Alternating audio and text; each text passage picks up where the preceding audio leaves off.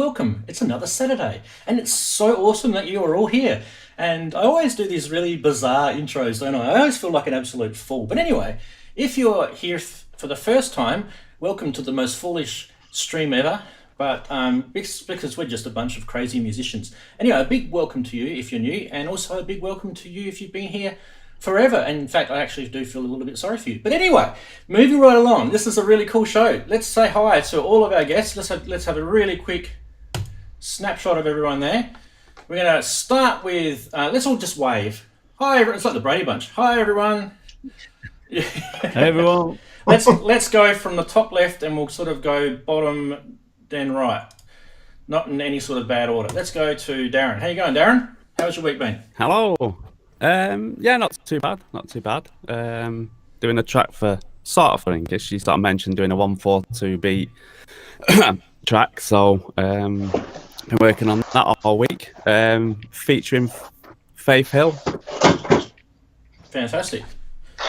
That is awesome. And just keep talking for a sec, because I have I have neglected to put. Well, actually, I might be able to do. No, it's all right. I can put. Let's put Andrew up.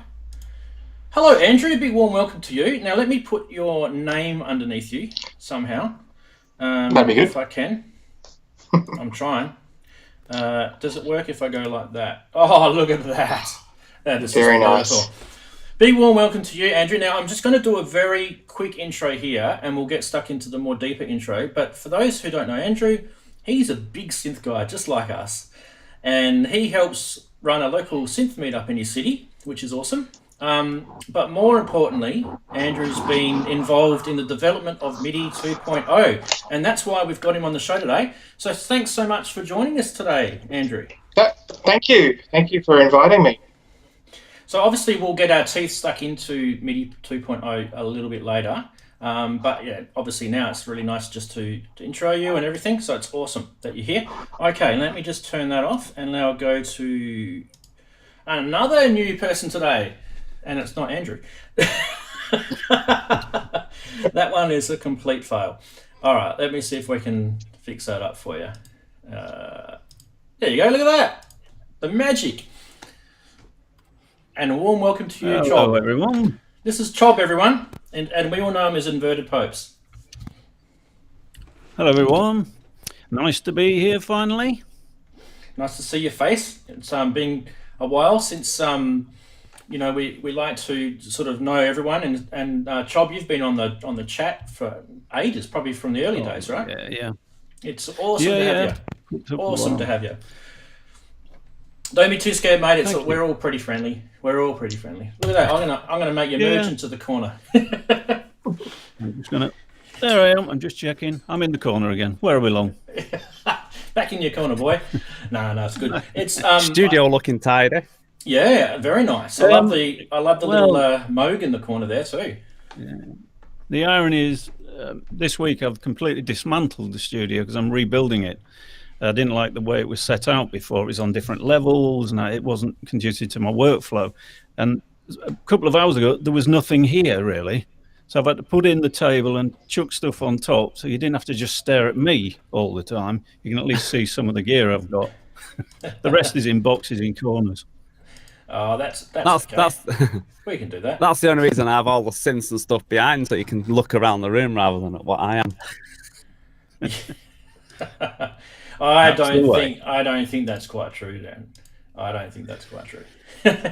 Anyway, beautiful. Okay, now I've got all the screens all set up. I actually had them all sort of whackety whack before, but anyway, it's all good. We like to have fun on the stream. Anyway, it's always a challenge. Let's get stuck into our usual segments. Now, for those who have never ever been here before, we have a couple of little segments that we like to run on here, and the first one that we do is a great little episode of Funny Side.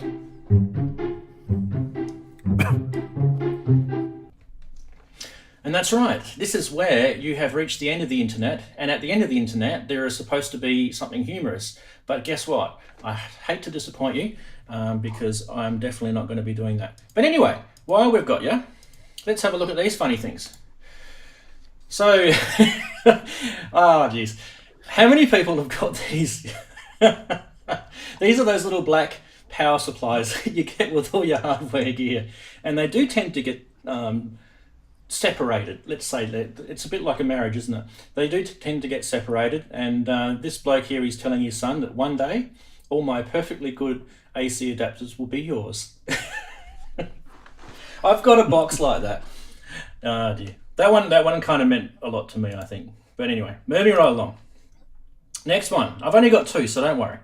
This one really struck a chord with me. So this is a bit of a Star Wars thing. I've just learned the terrible truth. I think Chancellor Palpatine is a synth lord. That was a good one. So if it makes you laugh when you see it and it doesn't make you laugh a second time, maybe you shouldn't have used it. No, but that one worked. That was good. All right, that's it for today. I just wanted to do a quick one. Quick reaction from the lads here. What do you think of Funny Side this week, guys? I particularly like the second one. The synth lord one? Yeah. Yeah, we can all relate. I relate to the first.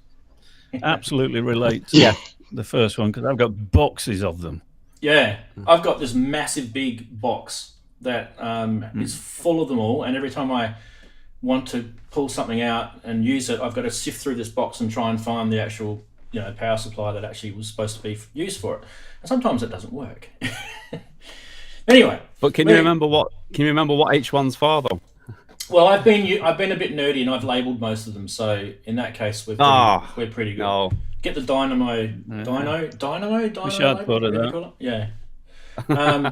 Now we still got Andrew. Is he still there, or is he paused on us? Looks like he's freeze framed. Looks like he's glitched out a little bit. Frozen. Andrew, you might. No, you're still there. Yeah, you're still there. I'm still here. That's cool. Yeah, I've got a box like that. You got a box like that? And actually, and when I think we lost him a little bit there. Yeah, what a bugger. Let's see if we can get. Let's see if we can get him a bit better. Yeah, we got you really great. You're back again. Interwebs are playing up. We've got him back. All right, let's persevere. Anyway, hopefully we can improve that. All right, what do we got next? We do have a bit of news. Let's get stuck into news. Roll the stinger.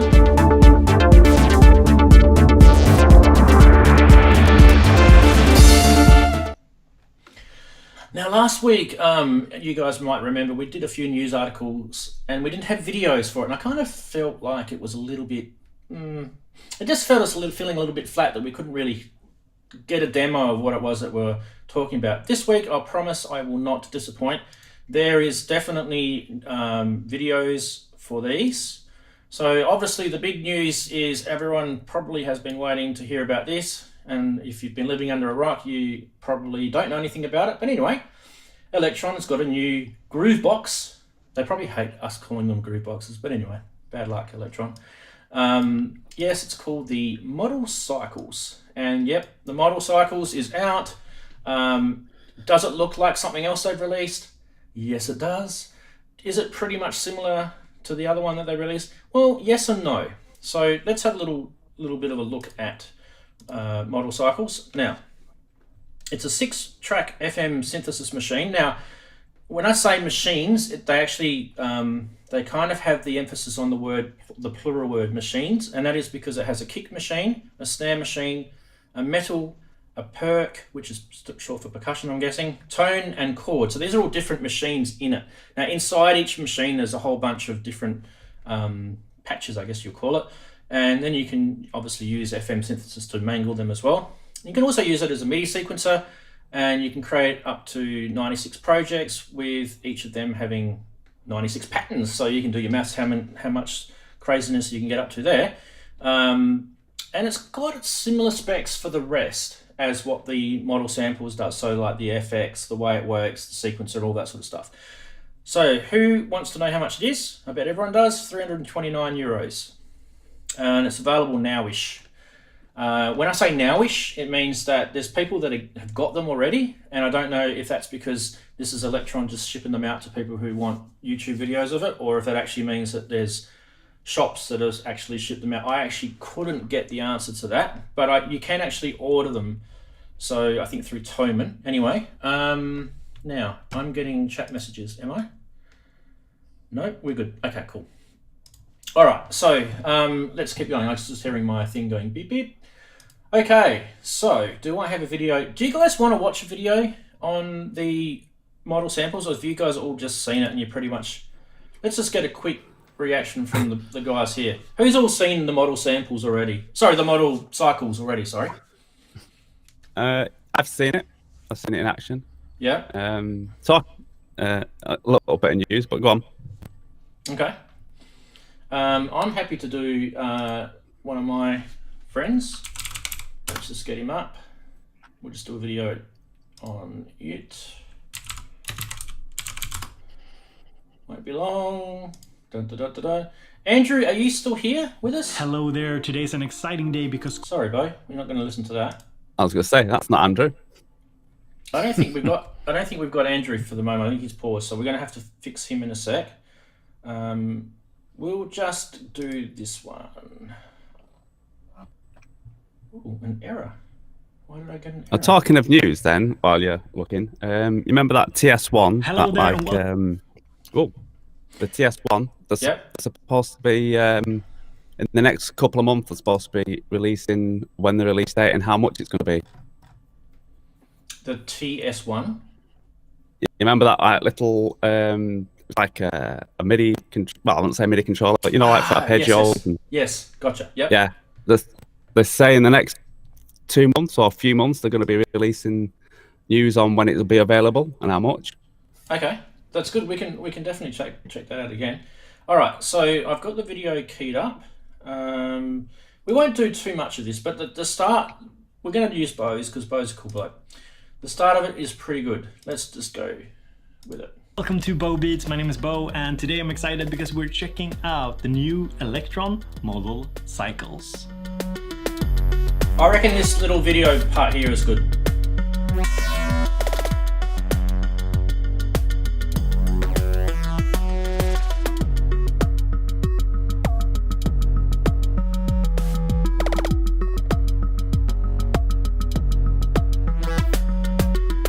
This is the model Cycles. It builds on the design from the model samples, and it's a 6-track groove box based on FM synthesis, featuring 6 unique machines that you can load into any track.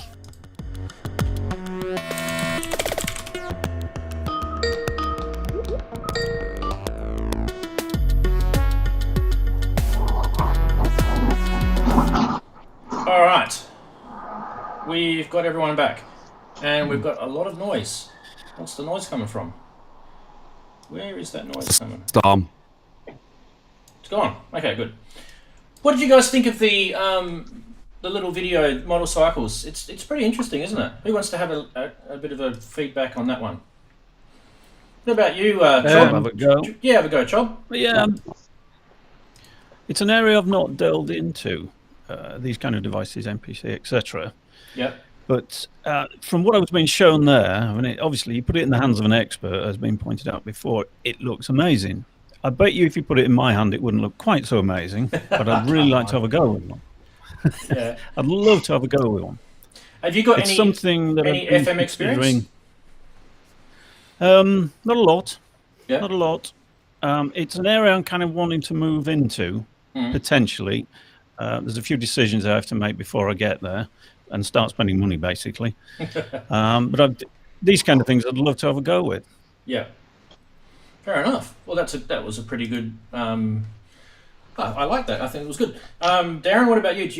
Are you into that sort of FM? I like the look of it, and I like the sound, but I'm a bit like IP there. It's like I try not to watch too many people doing really good demos of things, because usually if I go for something because it sounds really good, I don't get on with it.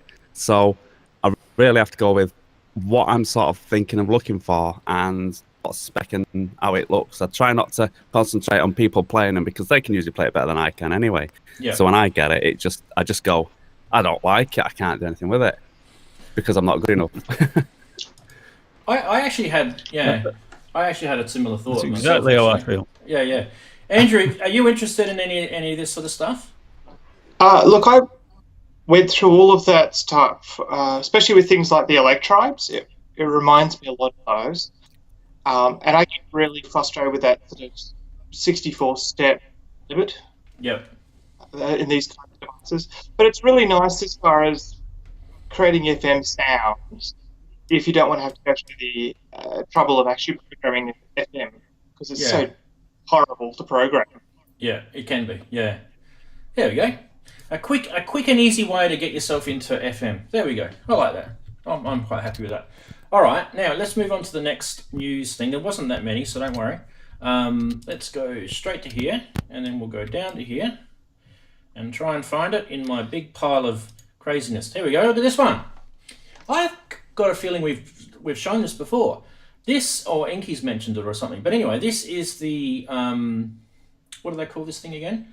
The Daisy. That's right, from a company called Electro. Now, this really flies down my alley. You guys will probably guess why in a second.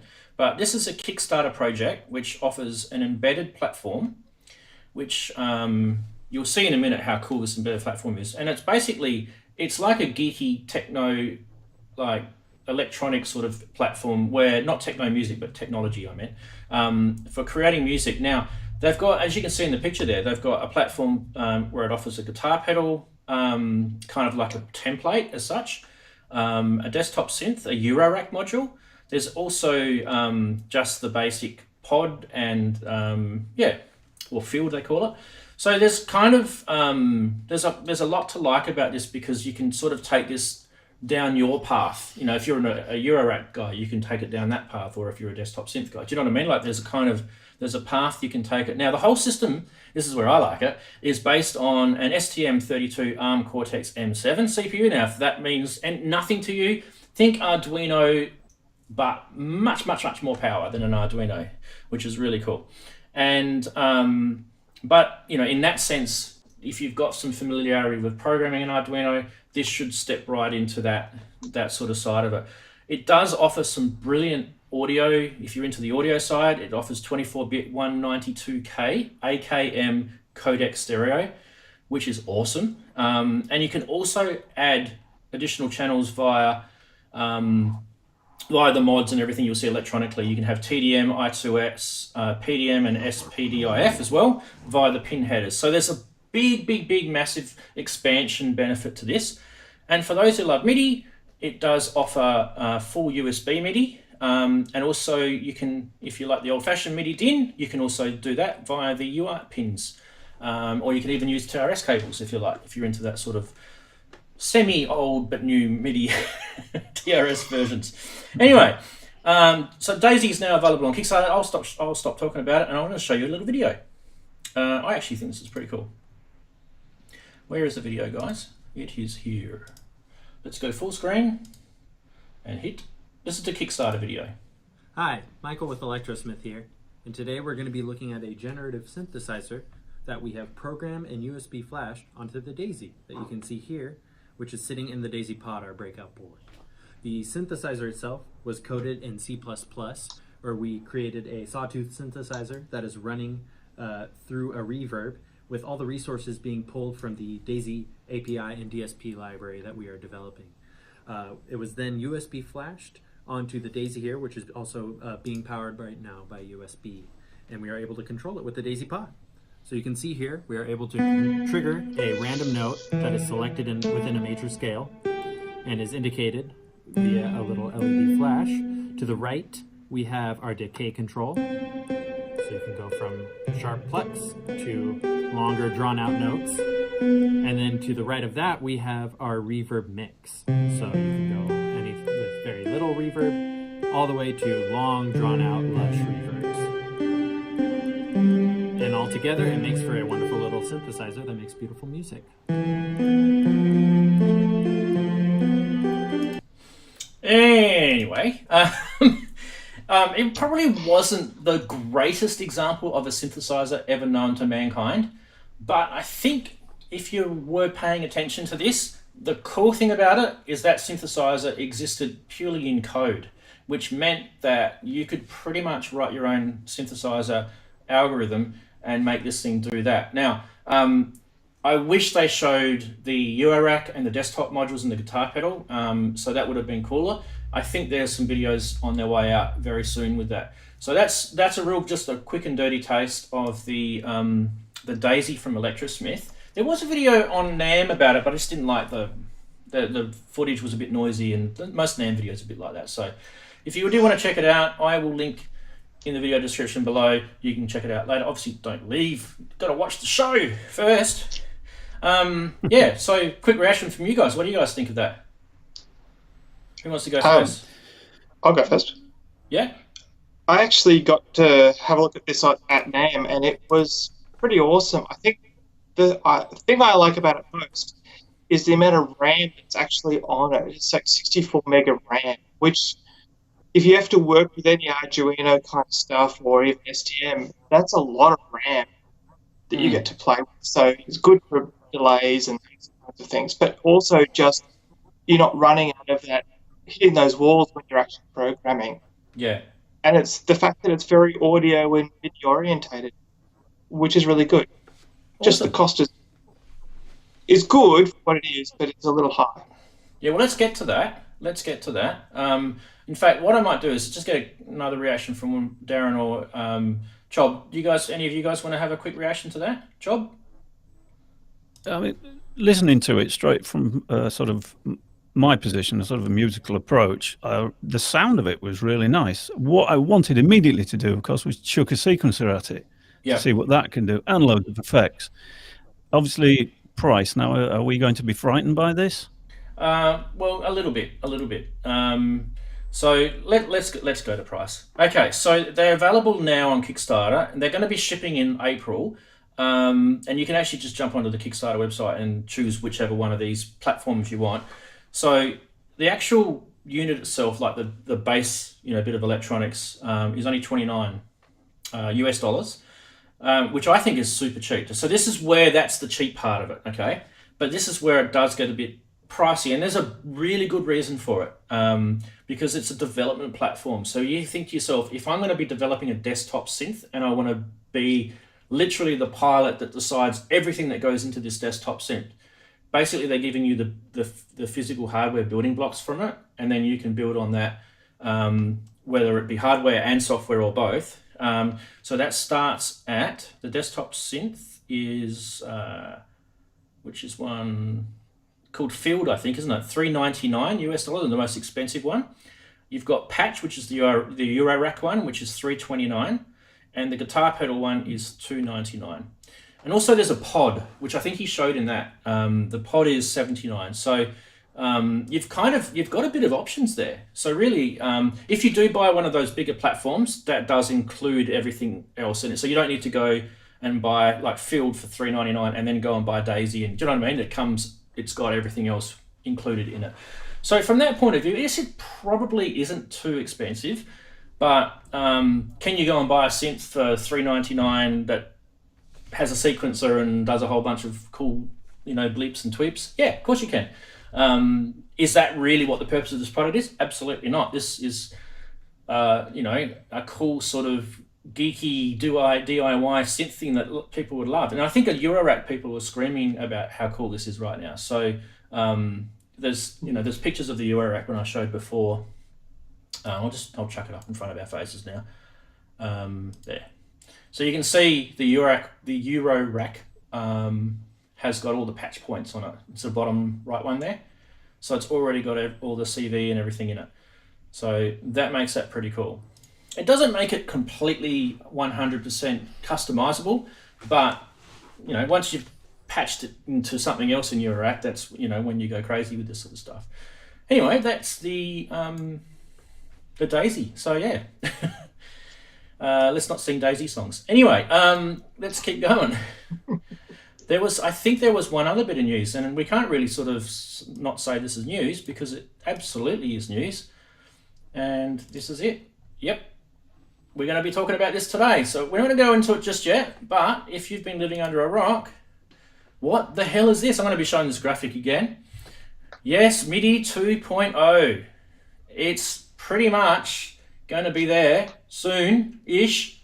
But yeah, if you want to find out all about this, I think today is going to be a really good start for you guys. If you've never ever read anything that's come out about it, today will help you. If you've read a heap about it, you might have some questions. Today's going to help you as well. So that's pretty much why that's a news item, because it really is. It's a new thing to a lot of people, and it's been hot in development.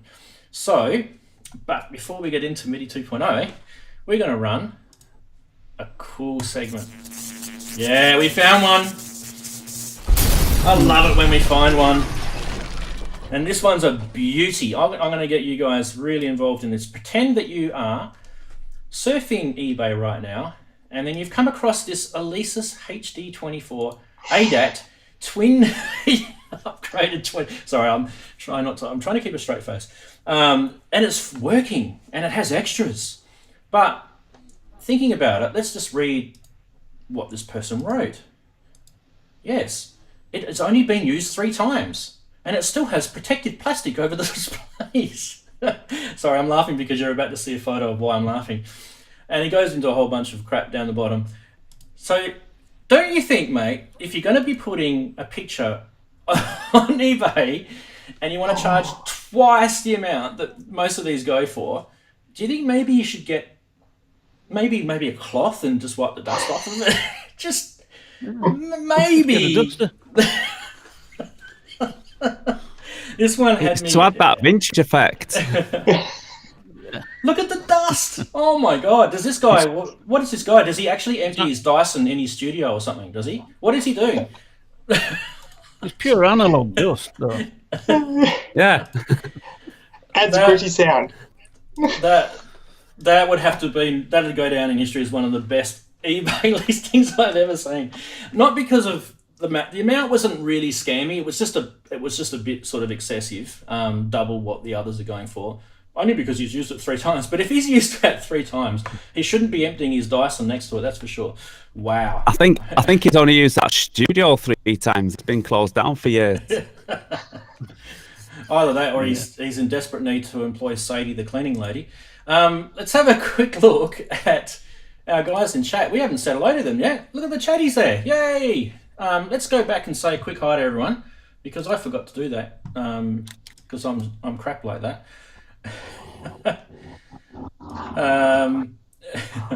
All right. Well, geez, I got to scroll heaps. Hi to Triple 8 Berg, Axel Soft Music, Finn. How's it going? Brian, good to see you again. Who else we got? Scrolling. Inky, nice to see you in chat. Hope you're having a nice week off. Don't get too used to it, Inky. Mr. Max, good to see you. Who else we got? Hanway's there. Michael Elliott. Geez, lots of people. Michael B, good to see you again. And I'm scrolling really fast, and I bet you the mouse is going to scroll off the screen like it did last week. Where are we go? Scrolling. Foxy, Nirvana, nice to see you. If I've missed anyone, let me know, because there's a lot of you guys in here, and it's really hard to keep track. And Inky will say hi to you on my behalf. There's a guy called Neuron, New as in N-E-W-R-O-N Music. Nice to see you. It's probably a first time for you, so awesome that you're here. Maybe first time in the chat, maybe a lurker, I don't know. Chon Dublin's there, good to see you. Wow, big week this week with people. And I'm sure there are Sonic Neutronic, just trying to see if I've missed anyone out. There's a lot of people, it's awesome.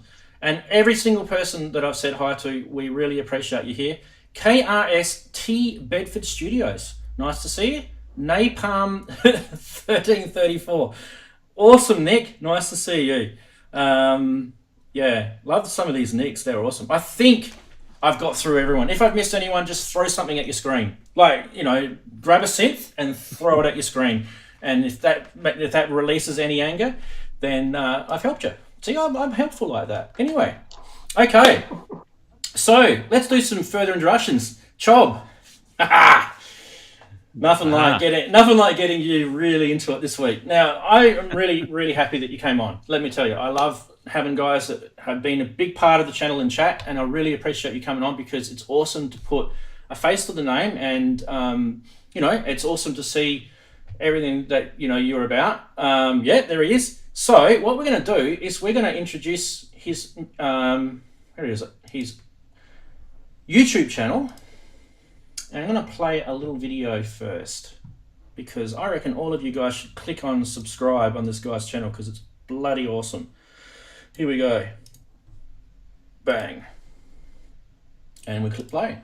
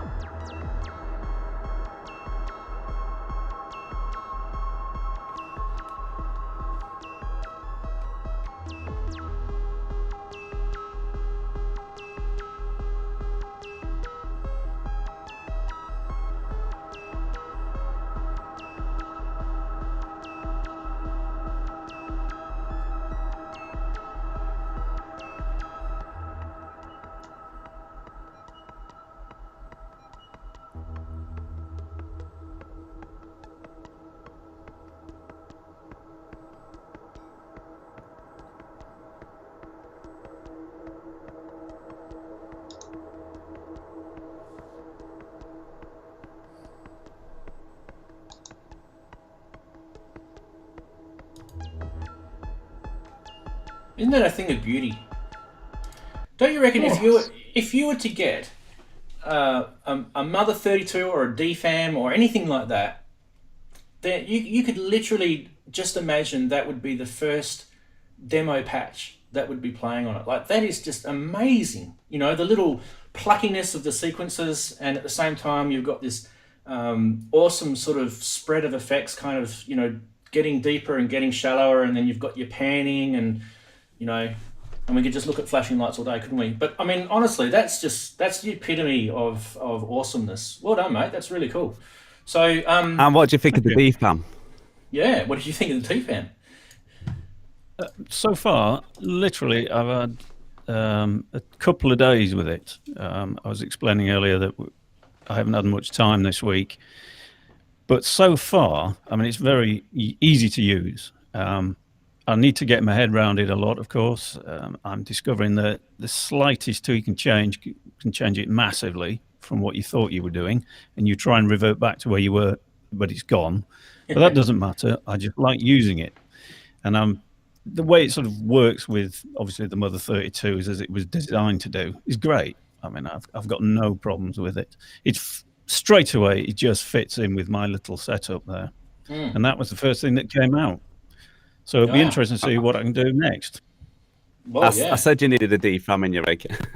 You did. Yeah. And it was going to happen, and it has. It came along at the right price, so I couldn't refuse it. It's a bizarre thing there when you start playing with it. I'm starting to really gas for one. I really am. I actually like it's percussive, but it's synthy. But you know, it's kind of it's maybe filling the gaps in between all that stuff. That's kind of how I feel. It does. It sits right in the middle of all that. Yeah. And that's what I liked about it. That you can push it either way. So it can be more synthy, or it can be more drum bass sound. It's up to you what you want to do with it. But for me, I turn it on and instantly it just creates great sounds. Yeah. You just basically mess about it, don't you? Sounds come out of it that you wouldn't even think of trying to create. It's one of those pieces of equipment that I've enjoyed because you don't know what's going to come out of it, basically. It is literally, you don't know what will come out of it when you start messing about. No, absolutely have no idea. And that's what's great about it. I love that element of surprise. That it's something I've been trying to break away from for years, coming from my background, where I felt that everything I did was in a kind of linear trap, whether it be VSTs or DAWs or even the gear I had. And this is possibly one of the first instruments I've had that just surprises me every time. It never does what you expect straight away, and it always does something different, and I love it. Yeah, so we could call this the Happy Accident Machine 2.0. Yeah. We all need a happy accident machine, don't we? Reverb and delay on it, and then you're to go. Yeah. And you're off. Yeah. Ubiquitous. Awesome. Beautiful. Well, anyway, if you just joined us, we've just checked out Inverted Popes' channel, and I urge you guys to all click on that link in the description below and hit the big, fat, juicy subscribe button on his channel, because I have noticed that he's got a very good YouTube channel. I had a chat to him about it before, being a little bit knowledgeable about YouTube. He definitely does. I don't say this with BS attached to it. It's actually truth. He does have a good YouTube channel, so definitely check it out if you haven't. Anyway, let's get stuck into the big topic of the day. And without further ado, rub your hands together, Andrew, because I'm about to launch into a massive big tirade. All right, here we go. Okay, where's my graphic? Where's my graphic? Here we go. Yes, that's the graphic I had up before. Guess what? We're talking MIDI 2.0. This is it. So, what is MIDI 2.0? If you've been living under a rock, you should know. But if you don't, I'll tell you a little bit, and I'm probably going to get this wrong, so Andrew is going to correct all the firsts that I've said. Anyway, as you might be aware, MIDI's been around since the 80s, I guess, and nothing has really changed since then. Well, until now, of course. So MIDI 1.0 message was one direction. So it could only do one, send or receive. It could only do one thing at a time. And what MIDI 2.0 brings at a basic level is it brings bidirectional messages, which is actually going to make this thing really, really important. So that means devices can now talk to each other. And that means that they can auto-configure themselves, they can exchange information, they can exchange functionality, and that is why that is actually really important. So having said that, I have lost my graphic. Having said that, I was going to just launch into this massive, really, really cool thing, and I just lost my graphic. Be prepared, people. YouTubers, be prepared. Here we go. Having said that, let's not use too much of their terminology, but just understand that it's backwards compatible with MIDI 1.0. So that's probably the biggest fear that a lot of people may have. That's out the window. And how does it do it? Basically, it checks to see if you can talk MIDI 2.0. If you can't, it just automatically talks MIDI 1.0, and you don't have to worry about anything. Okay, so that's the big thing. It just simply does this through the MIDI CI, which is called the Capability Inquiry. Now, obviously, we want higher resolution. This was one of the big reasons why MIDI 2.0 came out. And so obviously we want higher resolution. We want, to be able to turn that filter knob and not have any stepping. All this stuff's been around. We've all whinged about it for, 30 years. And the thing about MIDI 2.0 is it's going to offer 32-bit resolution. So that's pretty big. 32-bit resolution, if you don't know what that means, it's fundamentally massive, considering that MIDI 1.0 was technically 14-bit resolution, but really more like 7-bit resolution, 7 to 8-bit resolution. Yeah. So let's not split hairs, but yeah. So it's massive increase. And one more thing before I jump on to Andrew is the new features. The new features are pretty cool. So you're going to get to understand and know these things over the next future. I don't know how long, but it'll be soon. You're going to understand what profiles are, and you're going to understand what property exchange is and what protocol negotiation is. And I'm going to go into it because I don't need to, but we'll definitely get into some of this today. So let's talk a little bit about Andrew. So before Andrew speaks, I'm just going to put him up on the screen and put him in big lights. Here we go. So let me just say a little introduction to Andrew. Andrew is our special guest today, and the reason why he's our special guest today is because he's been consultant to MIDI.org in the development of the MIDI 2.0 specification, and he was predominantly working with the property exchange side, and now he's building test tools for the new spec among a whole bunch of other roles. So Andrew, without further ado, thanks so much for joining us, and let's launch into it. So tell us a little bit about where it's come from and where you're up to now, and we can sink our teeth. And I'll keep an eye on the chatties.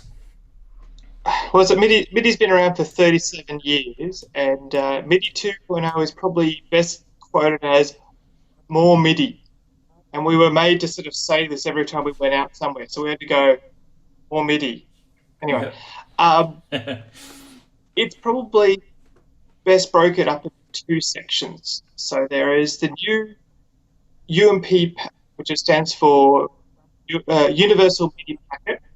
Yep. And the idea behind that is that's what gives you the 32-bit resolution. So there's messages which are 32 bits, 64 bits, and then 128 bits. So the existing MIDI 1 messages, they fit in 32 messages, but the MIDI 2.0 messages are all 64-bit. So that's what gives you this sort of high-end velocity for things like Note On. You now have 4 billion steps per CC message. So you've kind of got the ability to have this kind of almost ridiculous amount of fine-tuning and resolution on it. But it also gives you this whole idea of per-note expression, so that you're actually a bit like MPE in the sense that you can actually have velocity and position on each key, or with a drum kit it might be by position, but also the melody size. And then there's a big part of that is also going to be what they call articulations, being able to do things like for orchestral stuff, what angle is the bow, and is it going up or is it going down when it's actually being played?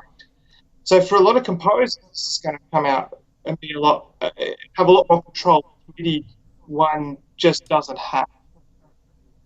Fantastic. All right. Well, why don't I think what we should do is, I reckon a good little sort of starting video for people who've never really seen MIDI 2.0 in action is that drawbar organ one. Do you reckon that's a good one, Andrew? Yeah, bring that up. Bring one up. Okay. Let's just give someone a taste. If they've never seen it before, well, here you go. I'm going to help you out. Okay, so let's grab it. Now, this is actually everything that we're going to be talking about today is, obviously Andrew's brain, so you can't really get into that. But if you want to get into it, you can go over to the MIDI.org website, and I think you have to sign up and get an account if you want to get really deep into it. But they do let you know a little bit, sort of, on basic knowledge you can get, but if you want to get really deep, you got to sign up and have an account. I've got an account with them. I've had it for years, but anyway, let's get and it's free. And it's free, yeah. Don't be scared to sign up. Anyway, let's get into this one. This is a analog synth and a drawbar organ, and this part of it is talking about the new profile side to MIDI 2.0. Let's roll the video. So the first thing we'd like to show you is an early prototype of an analog synth control. So what we've got set up here is we have the CS. It is connected by a 5-pin-in MIDI to the monologue. The volume on the CS is down, so what you're hearing when I play here is actually the sound of the monologue. This slider over here in the up position is profile off. So when I move the sliders here, nothing happens. If I go and I turn profile on, then all of a sudden, now I'm controlling the monologue from the CS.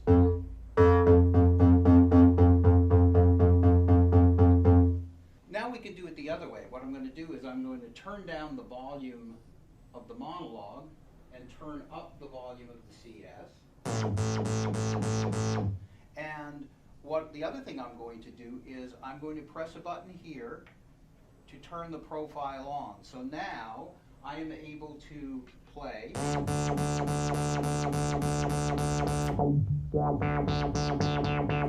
And I'm controlling the CS from the monologue. So what we've done here is we've enabled a profile in 2 directions connected by 5-pin MIDI.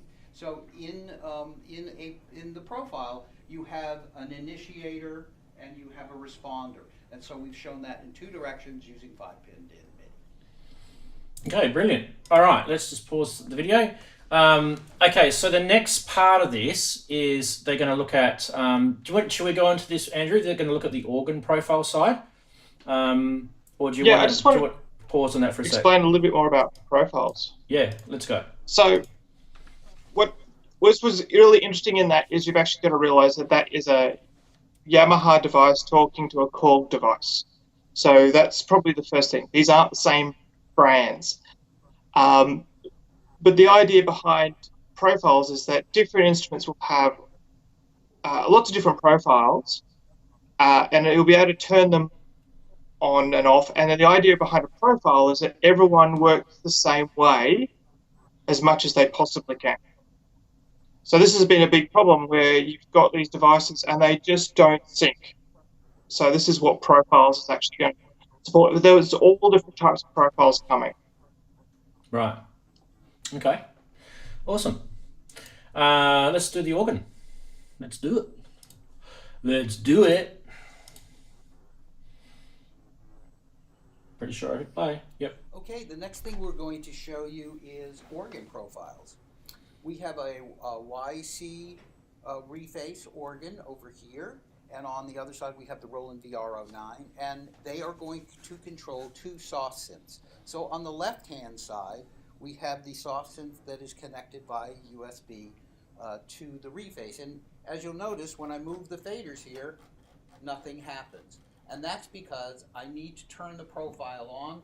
This firmware has been updated, so when I move this all the way down, it enables the profile. Now I have control, turn the profile off, no control, turn the profile on, control. Pretty neat, right? And then on the other side, we've done the same thing with the VR09. If I get in here and press 2 buttons, the profile is enabled. I can go in, move the drawbars.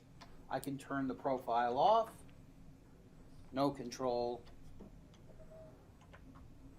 and now I have control. So profiles allow us to automatically set up a device to be controlled by a specific set of MIDI messages. So it's very, very convenient for auto configuration. Something like a drawbar is a really easy example to Yeah, it's a good example, that one.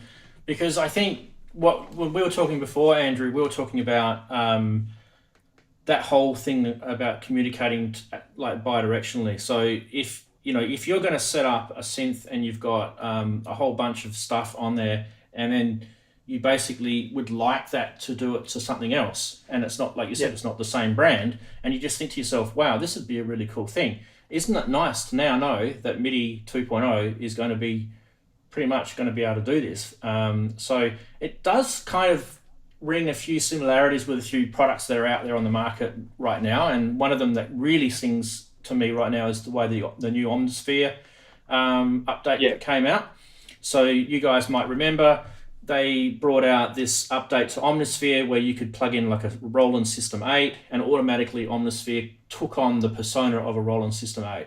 And you could have Prophet 6s, and you know what I mean, like all of that sort of stuff. That's kind of, isn't it? That's kind of along the lines of what profiles are about, but there's also other things as well, right? Yeah, and look, I think the thing to remember about the Omnisphere guys is they actually had to sit there and get all that information and collate it and spend time with all those different synths to be able to do that. Yeah. And that's a lot of time and a lot of effort for the average person.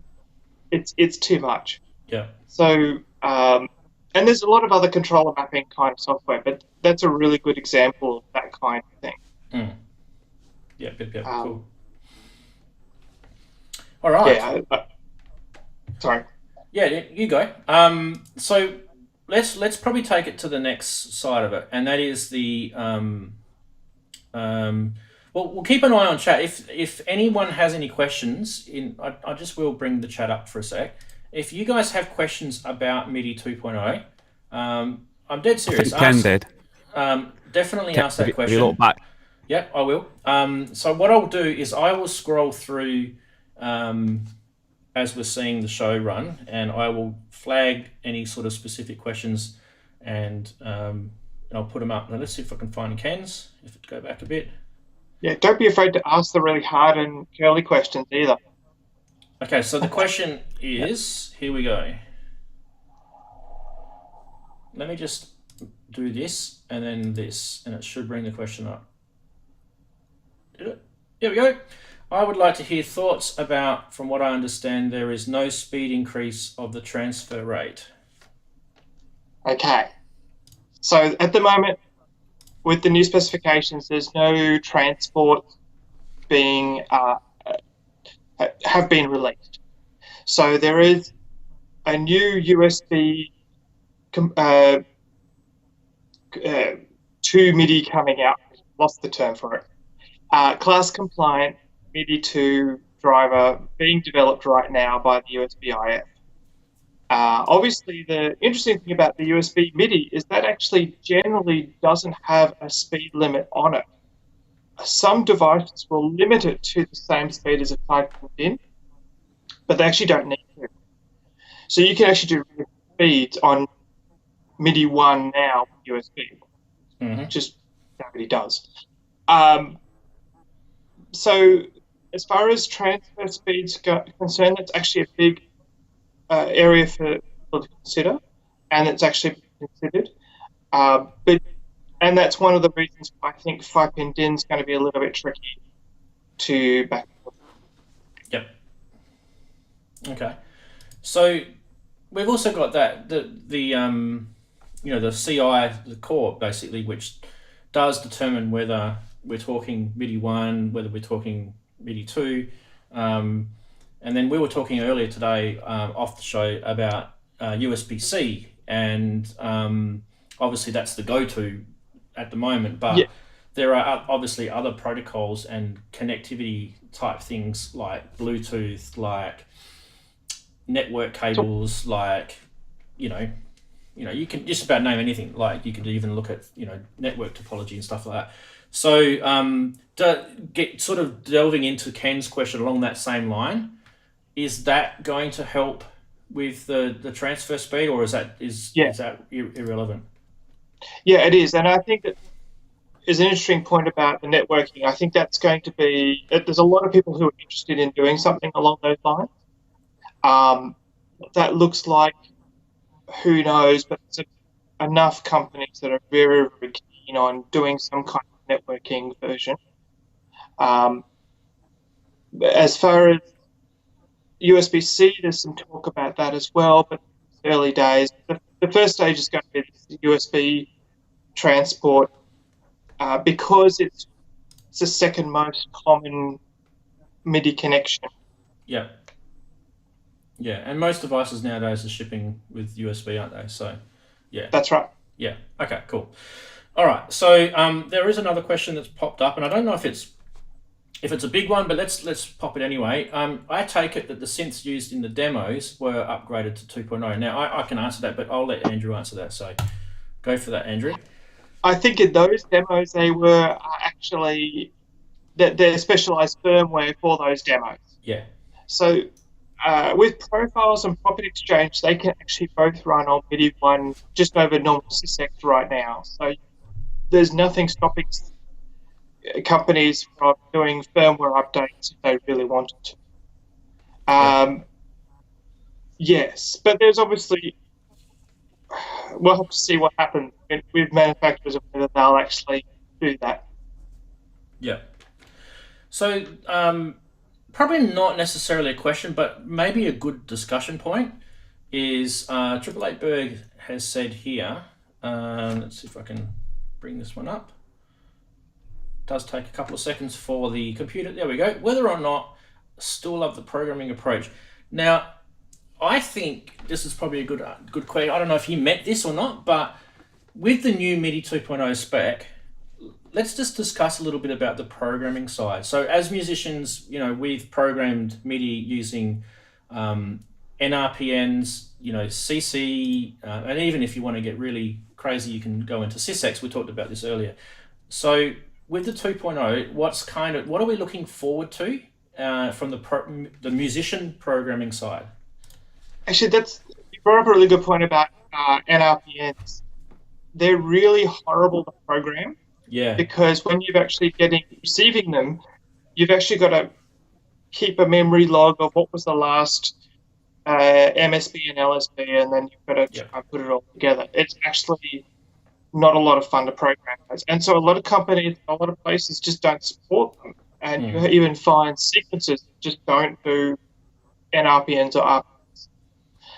So because of the new structure of the UMP packet, they're actually just one message now, right? And the same if it goes bank changes and program changes. They're just one message.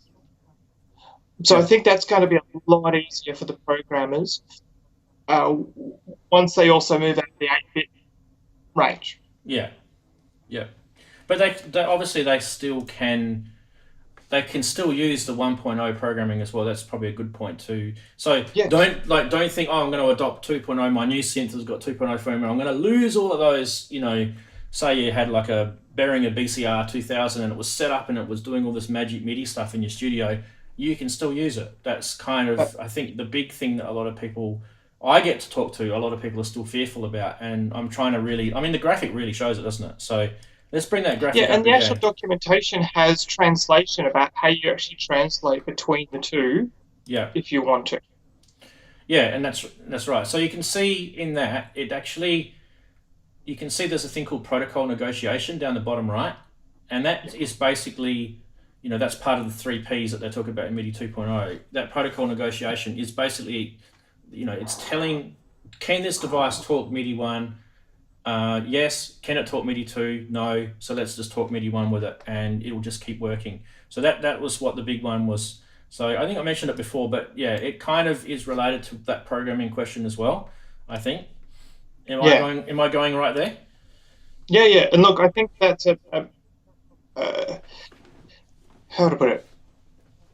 I think there was a really big concern of the people who were doing all of that initial work, because they're all synth guys and they're key MIDI people all the way through. So they knew that they couldn't just change it all.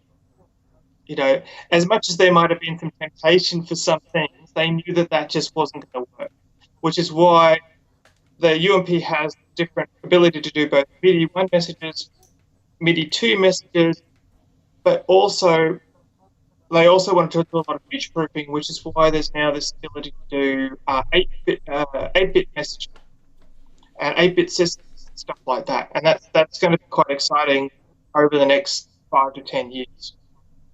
Yeah. Yep. So in terms of powering, like Triple Eight Berg's asking, will MIDI 2.0 be powered? Now, just it's just buffering. Yeah, that's okay. Let's just bring us back for a sec. You guys are still coming in, so we know I'm not off the internet. It could be a YouTube thing. Okay. Phone's back on. Looks like it's back on. Guys, can you tell us if we're back? And don't ask me what happened. We were still all just remember, all these guys that are in this call here, just everyone wave at the same time, right? None of them have been disconnected, so it was a YouTube thing. Anyway, what we got up to was I believe we were talking about, is it powered? We did answer that question. Andrew, you're still there, aren't you? Yep, I am. Yeah. Okay, cool. So the answer is, it's got nothing to do with, is it powered? Is it a device? It's nothing like that. It's a protocol. So it'll be up to whoever adopts that protocol, whether it's power, whether it's not. It's a protocol. Just remember that it's got nothing to do with anything hardware. Technically, it's a thing that people use in the music industry. All right, what we're going to do is, Andrew was going to show us, making sure the stream is still working. Andrew's going to show us something from his end, which I think is really exciting, and it's good for me because I have to say this again, and pretend it was the first time I've said it. It's good for me because I've never seen this before either. Andrew, tell us a little bit about what you're going to show us, and maybe we can go from there. Sure. So this did crash my stream earlier, so I'm hoping that it doesn't crash things now. Okay. So, yep. One of the things I've been working on is obviously property exchange.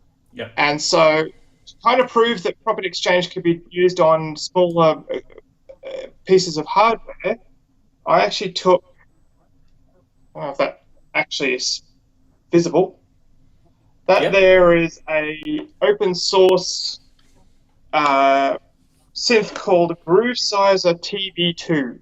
Yes. Which came out years ago. But the beauty about it is that it's all open source. It runs on an Arduino Due. If you didn't notice at the top, it also has, normal 5-pin MIDI. Yep. So obviously the problem about something small like that is it's actually a little bit hard to kind of program. So I took this and did it as a demo. Now, I've got to share my screen.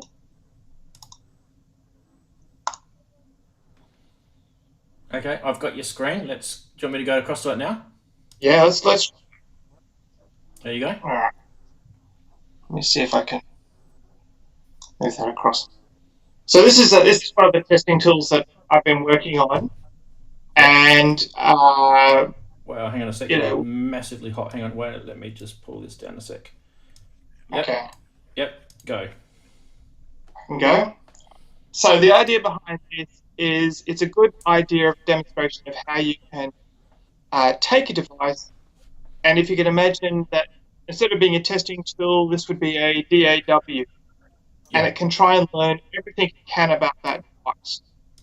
Yeah. So click the button, and so what this has actually done is it's actually done a few different calls over the standard property exchange sysx. Yep. Okay, so it's a standard way of sending the information over JSON over sysx. Yeah. And it's gone off and it said, tell me some information about this device. So it's got its name.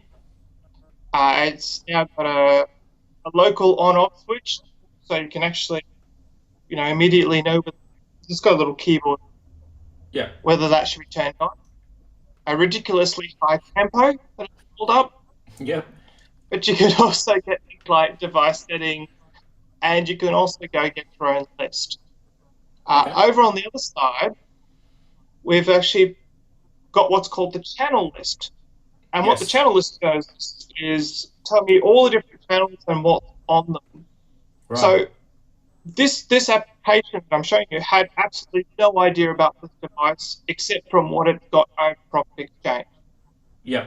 So one of the other things we can do is we can actually now pull up a patch list from the device. Yeah. Right? So we can actually then load up these packages. I turn on the Yappy Dog. And you just actually go back here. You just clicking on that will actually enable that patch directly on the synth. Cool. That's right. Yep. And again, would be up to the door manufacturer how they want to do that. Yeah. But that's potentially one way. The other thing we'll talk a lot about is getting a list of controllers. Yeah. So this device got a bunch of controllers. Oh wow! These are where they're at, and you can adjust those as you see fit, just using CC messages. So the idea behind this is you're just getting a list of that information, and a intelligent program could actually allow you to draw in those controllers without you having to actually look through the manual and actually figure out what it is you're trying to do. Okay. Right? So this is all of those time-saving, I just want to make music things. So basically, this is the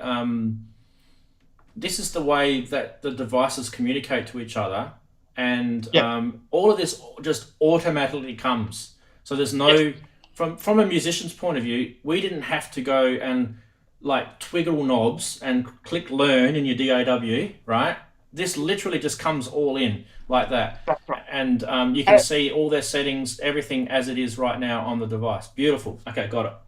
Yeah. And the idea also is that machine readable too. So if you weren't using this kind of editor, you may have an actual controller keyboard, and it could pull up and say, oh, well, what's the list of controllers? And then automatically map them to all the knobs and sliders on the keyboard. Yeah. Right? And know what the current default values are for those controls. So the most exciting part of this that I like to get to, I'm just unfortunately just loaded on the wrong screen. And this does take a little while to load just because it's actually a lot of information coming over just normal 5-pin DIN, which is pretty slow. So this is an actual editor that's actually come from the device. Yeah. And I can actually go through and edit that information and that patch on the device. And I can change all of that if I have time. But the other thing too is if I then edit it on the device, and I'll just change the level. I'll just get you back. Can you hold it up? Just hold it up in front of the camera. Yeah, just to prove the point. Yeah, so you're wiggling that, and I'm just going to go back to this, and you can see that moving. Which one is it that's supposed to be moving? Oh, yeah. Yep. Cool. So this is what's called subscription. Right. So the idea is you subscribe to information, and it will actually tell you in both directions that information's been updated. And that's all of the built into property. All right. So the idea being is it takes away all that frustration when you're actually trying to see what your patch looks like, or I've changed. I'm working on Cubase in Windows, and I've gone to an iOS device, or even just the web, and I want to edit that device. So the beauty I like about it, it's a really simple thing to explain in a short amount of time, and it should be that simple for the musician to actually go and use it. Okay. All right. So just let's pause for a sec, and we'll try and see if we can get some of the network issues we've got going on today. I'll stop the script. Yeah, stop the script. So basically, we should be still streaming. If there's a few people in chat saying that we're not, but according to YouTube here at my end, it says that I'm live. I'm looking at stream health, and it's saying it's good. So it's not saying it's beautiful. Normally it says it's beautiful, but we are doing a few things today that we don't normally do. So we've got basically Skype coming in twice because Andrew's got his shared screen and his camera, and we've got Chob down the bottom there who's looking pretty in his studio, and Darren's up top. So there's quite a bit going on at my end. So hopefully it survives. So I'll just keep track of any warning messages I get, and you guys can be my little eyes and ears. Now, what we're going to do is this is going to be the end of the main show, and the good thing about it from here on is anyone who is now on the YouTube channel and is in live chat, you're going to have direct access to Andrew, and none of this will be put back up on YouTube. So this will be, you can swear at him. You can, like I said, you can throw your synth at the screen if you want. Chob, you can, say whatever you like. We're now in what we call free for all now. So so it's a bye from the main show people who are watching this on the replay, and we're going straight into free for all. And Andrew, you've done an amazing job so far. So well done for you. Anyway, all the best, everyone. Say goodbye. Wave. We're going to hit the unstream button. See you guys. Ungodly unstream. Bye. Bye, everyone. I'll have a good Bye. one. Nice to see you all. See ya.